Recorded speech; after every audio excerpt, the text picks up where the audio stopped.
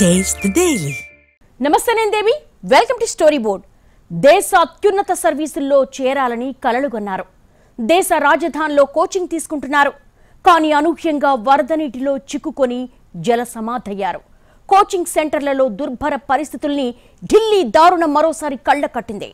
ఇప్పుడు ఢిల్లీలో విద్యార్థులు నీట మునిగినా, కొన్నాళ్ల క్రితం సూరత్లో అగ్ని ప్రమాదం జరిగినా, అంతెందుకు హైదరాబాద్లో కోచింగ్ సెంటర్ల తీరు చూసినా అర్థమయ్యే కామన్ పాయింట్ ఒకటే: నగరమేదైనా నిబంధనలకు నీళ్లొదిలే కోచింగ్ సెంటర్లు నడుస్తున్నాయి.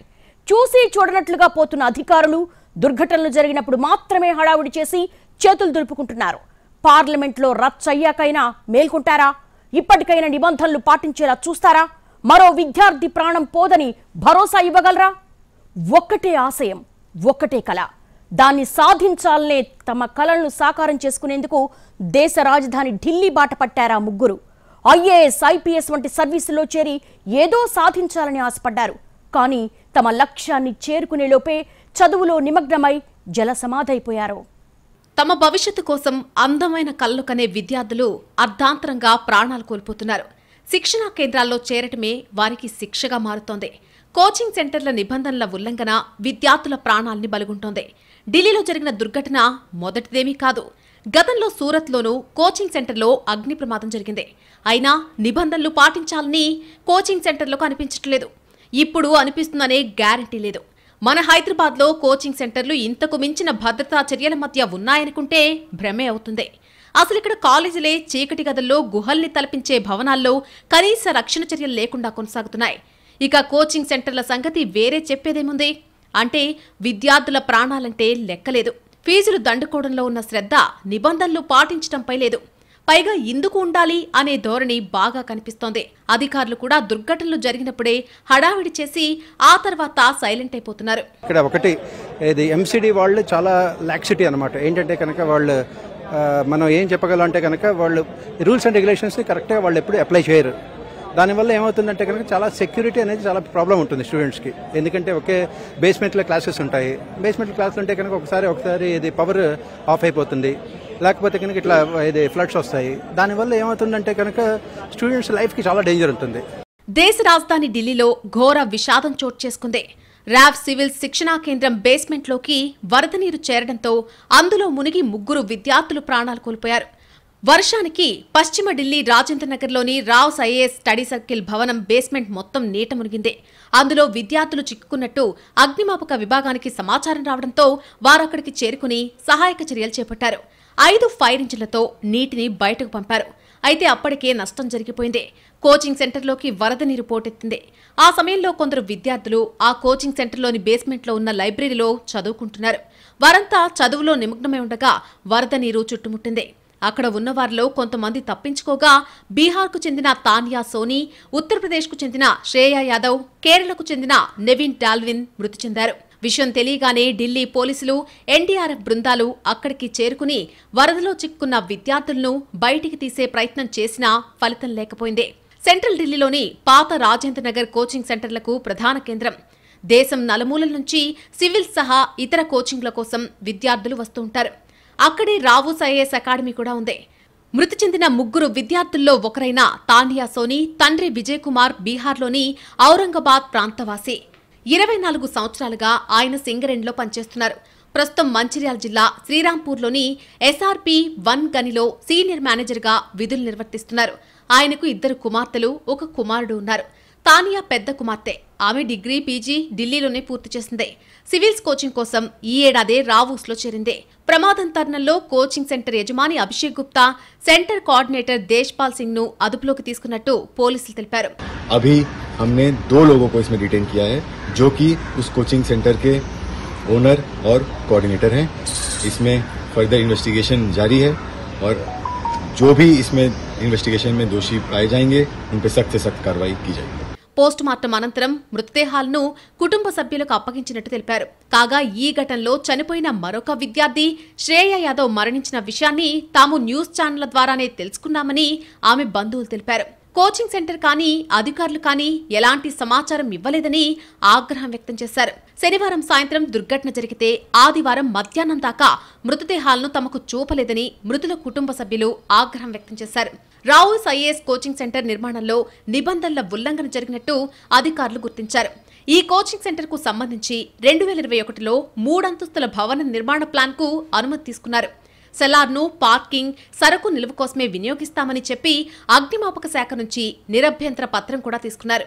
కానీ నిబంధనలకు విరుద్ధంగా అక్కడ లైబ్రరీ ఏర్పాటు చేసినట్టు అధికారులు చెప్పారు. A level of violations of basic norms when it comes to building codes, fire safety, flood safety and so on, that is rampant in the city. The corporation also has responsibility on this. So I have seen in the hands of a journalist a certificate of clearance issued on the 9th of July, sir, by the corporation, allowing these people to do what they're doing, saying they're in compliance. Now, this kind of thing will have to be corrected, sir. At the same time, drains have to be cleaned. They're choked and clogged. Sir, let me just finish. The most important issue, and I say this on behalf of the family also, is to prevent such future tragedies. For this, there has to be a comprehensive inquiry, but there also has to be very specific steps taken to ensure that no other parents. శనివారం ఈ ఘటన గురించి తెలుసుకున్న అగ్నిమాపక సిబ్బంది 5 నీటిని తోడిపోసే యంత్రాలతో హుటాహుటిన అక్కడికి చేరుకోవడం జరిగింది. కానీ లోపల నుంచి నీరు తోడి బయటకు పోద్దామంటే అప్పటికే వాన నీటితో రోడ్డు నిండిపోయింది. దీంతో ఆ నీరు పోయేదాకా వేచి ఉండి ఆ తర్వాత బేస్మెంట్లోంచి నీటిని బయటకు పంప్ చేశామని అగ్నిమాపక సిబ్బంది తెలిపారు. కాగా ఈ ఘటనపై స్పందించిన ఢిల్లీ మేయర్ రాజకీయాలకు అతీతంగా చర్యలు తీసుకుంటామని ప్రకటించారు. దీనిపై న్యాయ విచారణకు ఆదేశించినట్టు ఢిల్లీ మంత్రి అతిషి తెలిపారు. రావుస్ ఐఏఎస్ కోచింగ్ సెంటర్ను వరద నీరు ముంచెత్తిన ఘటనలో 3 విద్యార్థులు మృతి చెందడంపై కాంగ్రెస్ అగ్రనేత రాహుల్ గాంధీ తీవ్ర దిగ్భ్రాంతి వ్యక్తం చేశారు. వ్యవస్థల వైఫల్యం వల్లే ఈ ప్రమాదం జరిగిందని ఆయన ఆరోపించారు.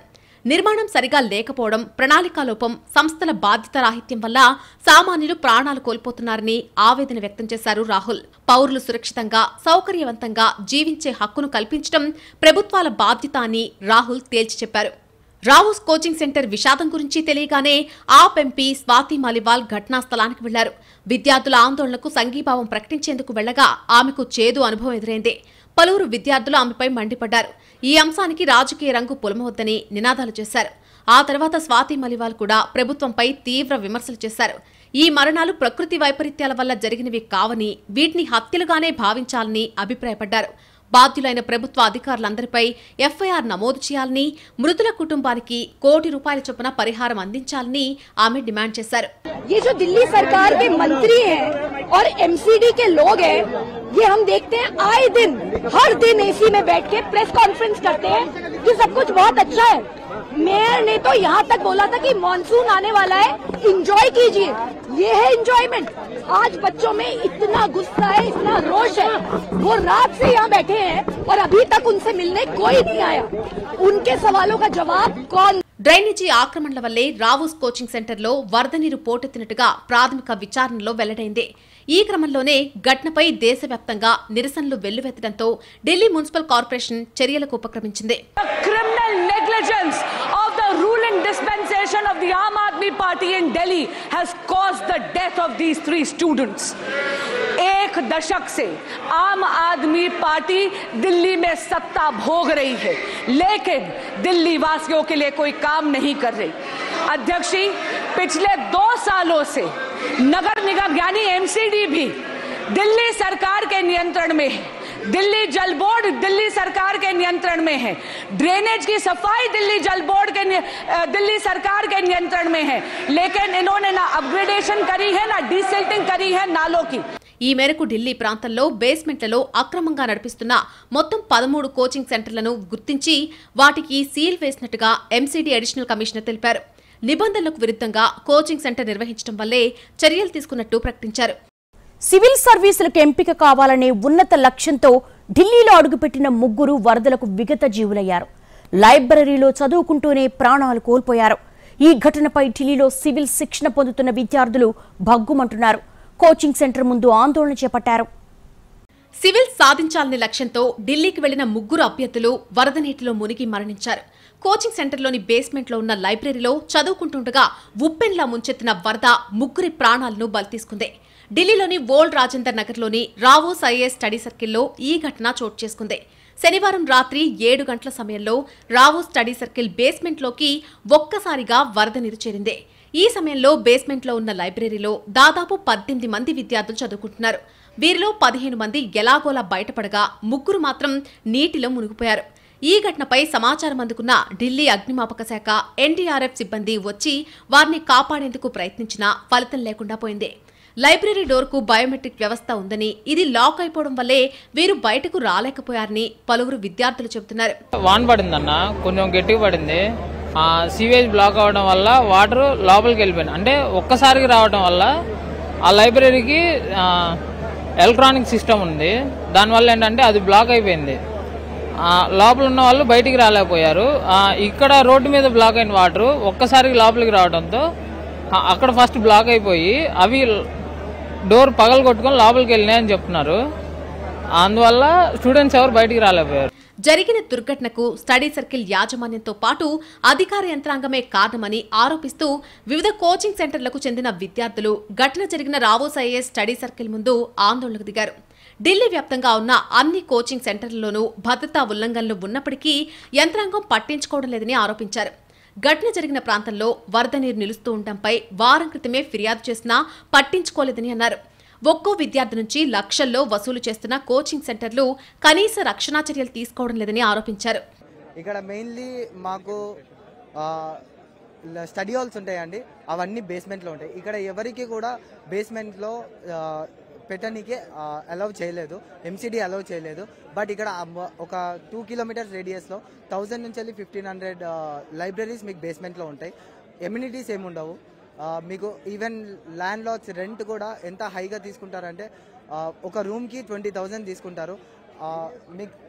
మీకు సింగిల్గా చెప్పాను అంటే rents are like England, amenities are like Somalia. ఢిల్లీలో గత కొద్ది రోజులుగా భారీ వర్షాలు కురుస్తున్నాయి. ఆగకుండా కురుస్తున్న వానలతో ఢిల్లీ ప్రజలు అతలాకుతలమవుతున్నారు. అయితే భారీ వర్షాలకు ఢిల్లీ రాజేంద్ర నగర్లోని రావ్ ఐఏఎస్ స్టడీ సెంటర్లోకి వరద నీరు చేరింది. బేస్మెంట్లోని లైబ్రరీలో 3 విద్యార్థులు చదువుకుంటుండగా ఒక్కసారిగా నీరు ముంచెత్తింది. ఎటూ వెళ్లలేని స్థితిలో విద్యార్థులు నీట మునిగి మృతి చెందారు. దీంతో సహచర విద్యార్థులు డయల్ 100కు ఫోన్ చేశారు. రాత్రి 7 గంటలకు సమాచారం అందడంతో ఎన్డీఆర్ఎఫ్కు ఫోన్ చేసినట్టు పోలీసులు తెలిపారు. అర్ధరాత్రి 3 విద్యార్థుల మృతదేహాలను బయటకు తీశారు. మరొక 14 మంది విద్యార్థులను రక్షించారు. శనివారం రాత్రి భవనంలో విద్యుత్ కోత కారణంగా basement library biometric gate jam అయింది. విద్యార్థులు చీకట్లో లైబ్రరీలో చిక్కుకున్నారు. మొదట్లో గేటు మూసి ఉండటంతో బేస్మెంట్లోకి నీరు రాలేదు. సమయం గడుస్తున్న కొద్దీ నీటి ఒత్తిడి పెరగడంతో గేటు విరిగిపోయింది. దీంతో కొన్ని నిమిషాల్లోనే బేస్మెంట్లో నీరు వేగంగా నిండడం ప్రారంభించింది. ప్రవాహం ఉధృతంగా ఉండటంతో మెట్లు ఎక్కడానికి ఇబ్బందిగా ఉందని ప్రత్యక్ష సాక్షులు తెలిపారు. కొద్ది సెకండ్లోనే మోకాళ్ల లోతుకు నీరు చేరుకుంది. దీంతో విద్యార్థులు బెంచ్పై నిలబడ్డారు. కేవలం 2-3 నిమిషాల్లో బేస్మెంట్ మొత్తం 10 నుంచి 12 అడుగుల నీటితో నిండిపోయింది. అనంతరం విద్యార్థులను కాపాడేందుకు తాళ్లు విసిరినా నీరు మురికిగా ఉండటంతో తాడు కనిపించలేదు. దీంతో విద్యార్థులు నీట మునిగి ఊపిరాడక చనిపోయినట్టు ఇతర విద్యార్థులు చెబుతున్నారు. ఢిల్లీ కోచింగ్ ప్రమాదం తర్వాత విద్యార్థుల ఆగ్రహం కట్టలు తెంచుకుంది. కరోల్బాగ్ మెట్రో స్టేషన్ దిగువన విద్యార్థులు రహదారిని దిగ్బంధించారు. అక్కడ ఐఏఎస్కు సిద్ధమవుతున్న విద్యార్థులు భారీగా గుమిగూడారు. విద్యార్థులు రోడ్డుపై కూర్చుని రాకపోకలు నిలిపివేశారు. విద్యార్థులంతా వి వాంట్ జస్టిస్ అంటూ నినాదాలు చేస్తూ రోడ్డుపై బైఠాయించారు. దీంతో అక్కడ ట్రాఫిక్ స్తంభించిపోయింది. ప్రమాదంపై విచారణ జరిపించాలని విద్యార్థులు డిమాండ్ చేశారు. ఘటనా స్థలంలో భారీ సంఖ్యలో పోలీసు బలగాలను మోహరించారు. దుర్ఘటనకు సంబంధించిన వీడియోలు సోషల్ మీడియాలో వైరల్ అయ్యాయి. వీడియోలో ప్రమాదానికి ముందు బేస్మెంట్లోకి నీరు ఎలా వేగంగా చేరుతుందో స్పష్టంగా కనిపిస్తోంది. లోపలున్న విద్యార్థులు త్వరగా బయటకు రావాలని కోచింగ్ సెంటర్ సిబ్బంది చెప్పడం కూడా వినిపిస్తోంది. అలాగే లోపల ఎవరైనా ఉన్నారా అని అడగడం కూడా మనకు కనిపించింది. కేవలం 5 నిమిషాల్లో సెల్లార్ మొత్తం వరద నీటితో నిండిపోయిందని ప్రత్యక్షంగా చూసినటువంటి సాక్షులు చెబుతున్నారు. నిబంధనల ప్రకారం సెల్లార్ పార్కింగ్ అవసరాలకు మాత్రమే వాడుకోవాలి. సెల్లార్లో లైబ్రరీలు, క్యాంటీన్లు ఏర్పాటు చేయకూడదు. సెల్లార్స్లో నివాసం కూడా ఉండకూడదు. పార్కింగ్కు తప్ప కమర్షియల్గా సెల్లార్స్ అస్సలు వాడొద్దు. బిల్డింగ్ కోడ్ కూడా ఇదే చెబుతోంది. అయితే నిబంధనలు ఎవ్వరూ పాటించడం లేదు. వాహనాల పార్కింగ్ అంతా రోడ్లపై చేస్తూ రూల్స్కు విరుద్ధంగా లైబ్రరీలు, ఇతర అవసరాలకు సెల్లార్స్ను వినియోగిస్తున్నారు. దీంతో రావ్స్ కోచింగ్ సెంటర్ లాంటి ప్రమాదాలు జరుగుతున్నాయి. Very sad incident happened in a coaching center in Delhi. 3 of the students had lost a valuable their life. This coaching center, I am told by the media that this coaching center had no approved building at all. without approved building, without any facility. This coaching centers become, some of the coaching centers become mafia, sir. Whether the government is going to take any action, any guideline on this thing, sir? చాలా coaching సెంటర్లో సెల్లార్స్లో లైబ్రరీలున్నాయని students చెబుతున్నారు. అధికారులకు ఫిర్యాదు చేసినా ఎవ్వరూ పట్టించుకోరని, ఏదైనా incident జరిగినప్పుడు హడావిడి చేస్తారే తప్ప ఆ తర్వాత అంతా షరా మామూలే అనే వాదనలు స్టూడెంట్స్ నుంచి గట్టిగా వినిపిస్తున్నాయి. ఒక నిర్లక్ష్యం, ఒక అలసత్వం 3 నిండు ప్రాణాలు బలైపోయాయి. ప్రభుత్వ ప్రైవేటు ఉద్యోగాల కోసం నిర్వహించే కోచింగ్ సెంటర్స్లో భద్రతా ప్రమాణాలు మేడిపండు చందంగా తయారయ్యాయి. ఎక్కడో ఒక చోట ఏదో ఒక ఘటన జరిగితే తప్ప అధికారుల్లో చలనం రావడం లేదు. ఢిల్లీ రావుస్ ఐఏఎస్ స్టడీ సెంటర్లోకి వరద నీరు పోటెత్తి సివిల్స్కు శిక్షణ పొందుతున్న 3 విద్యార్థులు విగతజీవులుగా మారిపోయారు. దీంతో మరోసారి కోచింగ్ సెంటర్ల నిర్వహణలో పాటిస్తున్న భద్రతా ప్రమాణాలపై చర్చ మొదలైంది. హైదరాబాద్లో కోచింగ్ సెంటర్లు సేఫేనా అనే ప్రశ్నలు వస్తున్నాయి. నిత్యం వేల సంఖ్యలో ఉద్యోగాల వేటలో శిక్షణ పొందేందుకు 2 తెలుగు రాష్ట్రాల నుంచి, అలాగే పక్క రాష్ట్రాల నుంచి ఎంతో మంది ఉద్యోగార్థులు హైదరాబాద్లోని అనేక రకాల కోచింగ్ సెంటర్లలో చేరుతుంటారు. కానీ రాజస్థాన్లోని పలు కోచింగ్ సెంటర్లు కేవలం ఫీజులపై దృష్టి ఉంచుతూ సరైన ప్రమాణాలు పాటించడం లేదు. ఇరుకు గదుల్లో, ఫంక్షన్ హాల్స్లో మరికొన్ని పేరొందిన కోచింగ్ సెంటర్ల నిర్వాహకులు చర్చిలా సెల్లార్లలో కూడా క్లాసులు నిర్వహిస్తున్నారు. ఈ పరిస్థితిలో ఏదైనా అనుకోని సంఘటన జరిగి అగ్ని ప్రమాదం జరిగితే కనీసం విద్యార్థులు బయటకు పరిగెత్తి బయటపడేందుకు కూడా సరైన సౌకర్యాలు లేవనేది చేదు నిజం.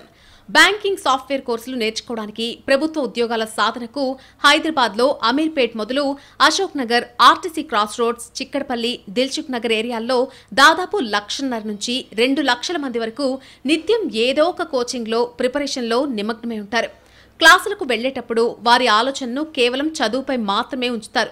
కానీ చదువు కంటే ముఖ్యమైన వారి భద్రతకు ఉన్న ప్రమాదాన్ని వారు ఊహించలేరు.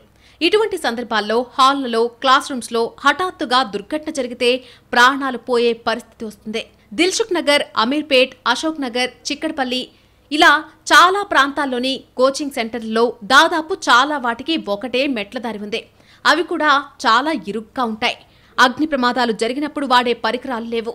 కొన్ని కోచింగ్ సెంటర్లలో ఫైర్ ఎగ్జిట్ ఉన్నా వాటికి తాళం పెట్టేశారు. వాడకంలో లేకుండా చేశారు. క్లాసుల్లో పరిమితికి మించి స్టూడెంట్లను కూర్చోబెడుతున్నారు. కొన్ని కోచింగ్ సెంటర్లో అయితే చిన్న క్లాస్ రూమ్లోనే 100 మంది వరకు కుక్కేస్తున్నారు. పోనీ సరైన వెంటిలేషన్ అయినా ఉందా అంటే అదీ లేదు. క్లాస్ రూమ్ల సామర్థ్యానికి మించి రెట్టింపుగా స్టూడెంట్స్ను కూర్చోబెట్టి క్లాసులు నిర్వహిస్తున్నారు. హైదరాబాద్లో ఎన్నో కోచింగ్ సెంటర్ల క్లాస్ రూమ్స్ ప్రమాదపు టంచుల్లో ఉన్నాయి. ప్రభుత్వం, కోచింగ్ సెంటర్ల నిర్వాహకులు ప్రమాదం జరిగిన తర్వాత స్పందిస్తారే తప్ప ముందు జాగ్రత్త చర్యలు చేపట్టడం లేదు. సిటీలో 50 మీటర్ల లోపు బిల్డింగ్లకు జీహెచ్ఎంసీ అధికారులు పర్మిషన్ ఇస్తారు. అంతకు మించిన బిల్డింగ్లకు ఫైర్ డిపార్ట్మెంట్ అనుమతులు తప్పనిసరి. కానీ రూల్స్ పాటించకుండా ఇన్ని బిల్డింగ్లు ఎలా ఉన్నాయనేది ప్రశ్నార్థకం. తల్లిదండ్రులు తమ పిల్లల్ని ఉద్యోగం సాధించాలని చెప్పి ఎన్నో ఆశలతో హైదరాబాద్లోని కోచింగ్ సెంటర్లోకి పంపిస్తున్నారు. వారి లక్ష్య సాధనలో భాగంగా విద్యార్థులు కోచింగ్ సెంటర్లో చేరుతున్నారు. కానీ సిటీలోని కోచింగ్ సెంటర్లో ఏ ఒక్క చోట కూడా ఫైర్ సేఫ్టీ ప్రమాణాలు పాటిస్తున్న దాఖలాలు లేవు. పైగా తరగతులు నిర్వహిస్తున్న భవనాలు అత్యంత ఇరుకుగా, తప్పించుకోవడానికి నిరోధంగా ఉన్నాయి. తక్కువ విస్తీర్ణంలో ఎక్కువ మందిని కూర్చోబెట్టి తరగతులు నిర్వహించడం మరింత ప్రమాదకరంగా మారింది. చిన్న కోచింగ్ సెంటర్ కదా, ఫీజు తక్కువగా వసూలు చేస్తారు అనుకుంటే పొరపాటే. స్థాయిని బట్టి సగటున 15,000 వరకు వసూలు చేస్తున్నారు కోచింగ్ సెంటర్ల నిర్వాహకులు. మళ్లీ అందులోనూ నెలల వారీగా తేడాలున్నాయి. అంత ఫీజు వసూలు చేస్తున్నా సౌకర్యాలు మాత్రం కల్పించడం లేదు. ఫైర్ సేఫ్టీ పరికరాలు లేకపోయినా కంప్యూటర్లు, ఏసీ, కూలర్, ఫ్రిడ్జ్ వంటి కరెంట్ పరికరాలను ఇష్టం వచ్చినట్టు వాడేస్తున్నారు. వాటికి సరైన సేఫ్టీ పాటించడం లేదు. కంప్యూటర్ వైర్లను ఎలా పడితే అలా వదిలేస్తున్నారు. కుప్పలు తెప్పలుగా నేల మీద నుంచే కనెక్ట్ చేస్తున్నారు. దీంతో షార్ట్ సర్క్యూట్ జరిగే ముప్పు ఎక్కువగా ఉంటుంది. మామూలుగా అయితే బిల్డింగ్ సెల్లార్లో కార్లు, బైక్లు పార్క్ చేస్తారు. కొన్ని సెంటర్లు మాత్రం ఆ కార్లు, బైక్ల పక్కనే చైర్లు వేసి ఎంచక్కా క్లాసులు చెప్పించేస్తున్నాయి. ఫైర్ సేఫ్టీ నిబంధనల ప్రకారం సెల్లార్ను ఇలా వాడుకోకూడదు. ఇది చాలా పెద్ద నేరం. వెహికల్స్ పార్కింగ్ తో పాటు ప్రమాదాలు జరిగినప్పుడు తప్పించుకునేలా మరొక దారి కూడా ఉండాలి. ఈ రూల్స్ ను చాలా మంది కోచింగ్ సెంటర్ల నిర్వాహకులు బ్రేక్ చేస్తున్నారు. కనీసం వాటిని పట్టించుకోవడం లేదు. ఇప్పటికే అమీర్పేటకు కోచింగ్ సెంటర్ల అడ్డాగా పేరు పడింది. దీంతో అక్కడ కోచింగ్ సెంటర్లలో ఫీజుల రూపంలో స్టూడెంట్స్ దగ్గర వేలకు వేలు వసూలు చేస్తున్న నిర్వాహకులు కనీసం ఫైర్ సేఫ్టీ రూల్స్ ని పాటించడం లేదు. సరైన సౌకర్యాలు కూడా కల్పించడం లేదని కొందరు స్టూడెంట్స్ ఆరోపిస్తున్నారు. ఇరుకు సందుల్లో కోచింగ్ సెంటర్లున్నాయి. ఇరుకు గదుల్లో పరిమితికి మించిన స్టూడెంట్స్ తో ఫైర్ సేఫ్టీ లేకుండా క్లాసులు చెబుతున్నారు. కొన్ని చోట్ల సెల్లార్లలోనూ కుర్చీలేసి తరగతులు నిర్వహిస్తున్నారు. అధికారులు కూడా ఏదైనా పెద్ద ఘటన జరిగినప్పుడే తనిఖీలంటూ హడావిడి చేసి తర్వాత సైలెంట్ అయిపోతున్నారు.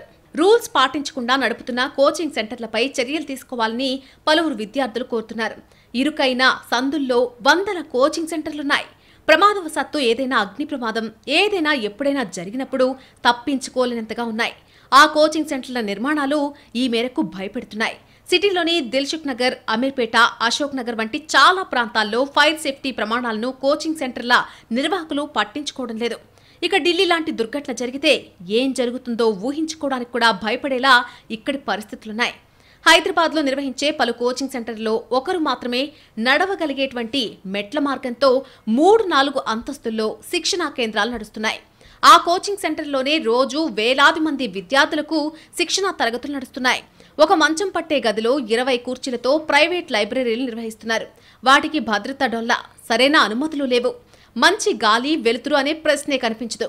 ఆర్టీసీ క్రాస్ రోడ్స్లోని అశోక్ నగర్లో కనిపించే దారుణ దృశ్యాలివి. గతంలో అశోక్ నగర్లో నివసించేందుకు చాలా మంది ఆసక్తి చూపేవారు. ఇప్పుడు ఆ ప్రాంతంలో ఉన్న ఇళ్లన్నీ శిక్షణా కేంద్రాలుగా, హాస్టళ్లుగా, స్టడీ హాళ్లుగా మారిపోయాయి. కాసులకు కక్కుర్తి పడుతూ చిన్న చిన్న ఇళ్లను శిక్షణా కేంద్రాలుగా, వసతి గృహాలుగా, లైబ్రరీలుగా మార్చుతున్నారు. ఒక శిక్షణా కేంద్రంలో పాఠం వినేందుకు 500 మంది విద్యార్థులు హాజరవుతున్నారు. కుర్చీలన్నీ ఒకదాని వెనుక ఒకటి ఏర్పాటై ఉంటాయి. ఒకసారి కూర్చున్నారంటే తరగతి పూర్తయి అందరూ వెళ్లే వరకు కదల్లేని పరిస్థితే. ఇక అందరికీ ఒకే మరుగుదొడ్డే, ఒకే మెట్ల మార్గం, పార్కింగ్ వసతి ఉండనే ఉండదు. ఇళ్లను ప్రైవేట్ స్టడీ హాల్లుగా మార్చేశారు. చిన్న చిన్న గదుల్లో 20కి తగ్గకుండా కుర్చీలను ఏర్పాటు చేస్తున్నారు. ఇక్కడి పలు శిక్షణా కేంద్రాల్లో ఏదైనా ప్రమాదం చోటు చేసుకుంటే ఇరుకైన మెట్ల మార్గాల వల్ల తొక్కిసలాట జరుగుతుందని విద్యార్థులు ఆందోళన వ్యక్తం చేస్తున్నారు. ఇటీవల భారీ వర్షాలతో అశోక్ నగర్లోని రోడ్లపై నడుముల్లోతూ నీరు నిలిచిపోయిందని, 2 గంటల పాటు శిక్షణా కేంద్రాల్లోని విద్యార్థులంతా లోపలే ఉండిపోయారని గుర్తు చేస్తున్నారు. వరద నీరు లోపలికొస్తే ఎక్కువ మంది విద్యార్థులు ప్రాణాలు పోయే అవకాశాలు కూడా ఎక్కువగా ఉన్నాయి. ఈ సంగతి తెలిసినా అధికారులు అంత సీరియస్ గా తీసుకోవడం లేదు. దుర్ఘటన జరిగింది ఢిల్లీలో కదా, మన దగ్గర జరిగితే చూద్దాంలే అన్నట్టుగా ఉంటున్నారు. గతంలో సూరత్లో అగ్ని ప్రమాదం జరిగినప్పుడు ఇలాగే నిర్లక్ష్యం వహించారు. పైగా మన దగ్గర అంత దారుణాలు జరగవులే అని కబుర్లు చెబుతారు. కనీసం కోచింగ్ సెంటర్లు నిబంధనలు పాటిస్తున్నాయా లేదా అని తనిఖీ చేయడానికి మనసు రావడం లేదు. కానీ ఎక్కడికక్కడ తమ పరిధిలో అంతా బాగుందని ఆల్ ఈజ్ వెల్ రిపోర్ట్లు ఇస్తున్నారు అధికారులు. ఏదైనా దుర్ఘటన జరిగినా మేం వెళ్లినప్పుడు బాగానే ఉందని బుకాయించే బాపతులకు లెక్కే లేదు. మొత్తం మీద విద్యార్థుల ప్రాణాలకు విలువ లేదని తేలిపోయింది. ఉద్యోగాల సంగతి తర్వాత మొదట ప్రాణాలు కాపాడుకోవాల్సిన దుస్థితిలో వారున్నారు. బతికుంటే ఎప్పటికైనా ఉద్యోగం వస్తుంది, కానీ చనిపోయాక ఎవరేం చేస్తారనే వేదాంతాన్ని వంట వట్టించుకోవాల్సిన దుస్థితిలోకి విద్యార్థుల్ని నెట్టేస్తున్నాయి కోచింగ్ సెంటర్లు. నిబంధనలు ఉల్లంఘించి వారి ప్రాణాలతో చెలగాటమాడుతున్నాయి. ఇప్పటికైనా కట్టుదిట్టమైన చర్యలు లేకపోతే మొన్న సూరత్, ఇప్పుడు ఢిల్లీ, రేపు మరొక నగరం పేరు వినాల్సి రావచ్చు. నగరాల పేర్లు మారతాయే కానీ కారణాలు మాత్రం మారని చోద్యం కనిపిస్తోంది. ఇంకెంతమందిని బలి తీసుకుంటే కోచింగ్ సెంటర్లు దారికొస్తాయి? ఇంకెన్ని కుటుంబాలు గర్భశోకంతో అల్లాడితే కానీ అధికారులు నిద్రలేవరు అనేది తేలాల్సి ఉంది.